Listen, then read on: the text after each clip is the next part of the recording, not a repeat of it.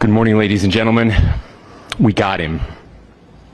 On the evening of September 11th, a family member of Tyler Robinson reached out to a family friend who contacted the Washington County Sheriff's Office with information that Robinson had confessed to them or implied that he had committed the incident. This information was relayed to the Utah County Sheriff's Office and scene investigators at Utah Valley University. This information was also conveyed to the FBI. Investigators reviewed additional video footage from UVU surveillance and identified Robinson arriving on UVU campus in a gray Dodge Challenger at approximately 8:29 a.m. on September 10th, in which he is observed on video in a plain maroon t-shirt, light-colored shorts, a black hat with a white logo, and light-colored shoes.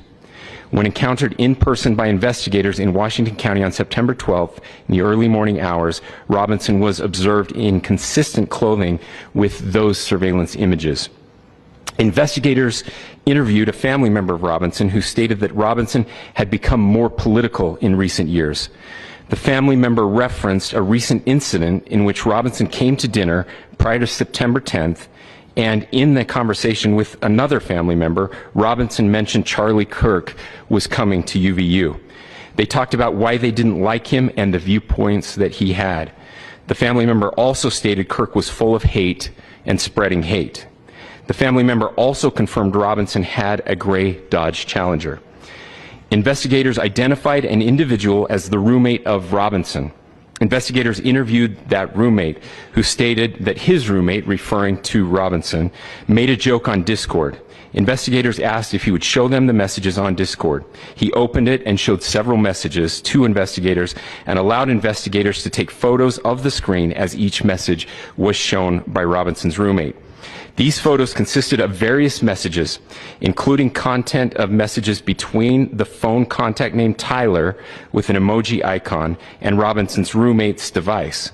The content of these messages included messages affiliated with the contact Tyler, stating a need to retrieve a rifle from a drop point, leaving the rifle in a bush, messages related to visually watching the area where a rifle was left, and a message referring to having left the rifle wrapped in a towel.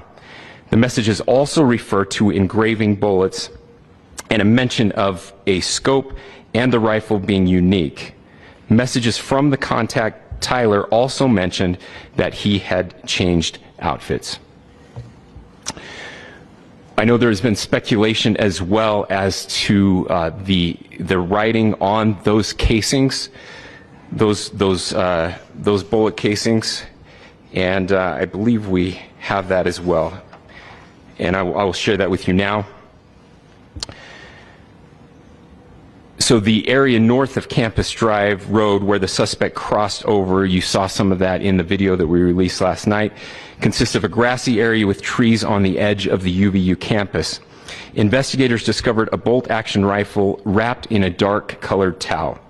The rifle was determined to be a Mauser Model 98 30-06 caliber bolt-action rifle. The rifle had a scope mounted on top of it. Investigators noted inscriptions that had been engraved on casings found with the rifle.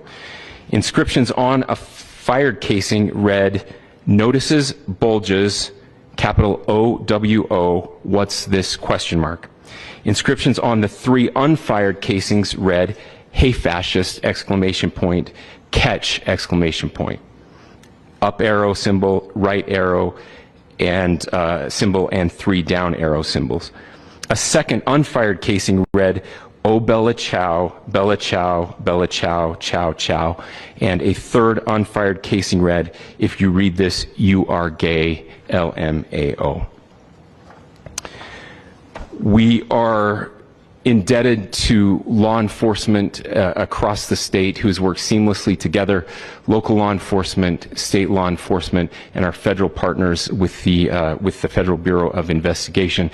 We're grateful for everyone who worked together in such a short amount of time to find this person and to bring justice. I want to thank the public who has been so engaged, reviewing videos, helping us with sending in tips, and helping us get to this point. I want to thank the family members of Tyler Robinson who did the right thing in this case and were able to bring him into to law enforcement as well.